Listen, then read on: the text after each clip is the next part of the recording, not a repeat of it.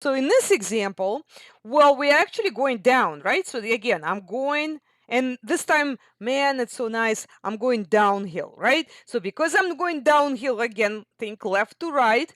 So if it's down, that tells you that the slope is going to be negative. So slope is negative.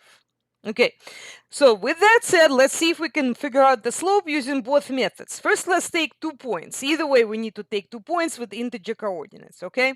So let me take this point right here. Looks like that has integer coordinates, and maybe this one right here, that also looks like it has integer coordinates. So let's write them down. So for this point, we're going 4 to the right and 2 down, right? So that means it's going to be 4, negative 2. So anytime you go right, that's positive. And then when you go down, that's negative. Okay. And then the second point, again, start at the origin. We're going to go 3 to the left and 1 up. So if I go 3 to the left, that's negative 3. 1 up, that's 1. Okay. So if I wanted to use the formula for the slope, which is one way to do it, which is y2 minus y1 divided by x2 minus x1. So y2 is the second coordinate of the second point, okay? Negative 2 subtract the second coordinate of the first point, that would be 1, divided by x2, so that's like x for the second point minus x for the first. Okay, a lot of negatives here, we gotta deal with them. So minus 2 minus 1, or negative 2 minus 1, that's negative 3. And on the bottom looks like we have 7 for plus 3, right? Because the two negatives make a positive. So this is my slope, negative 3 over 7. Now, you could be asking me, how do you know which point is number 1 and which point is number 2?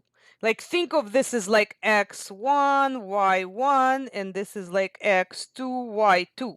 Well, the thing is, it actually doesn't make any difference, because if you switch the 2 points around, the tops are going to switch and the bottoms are going to switch signs.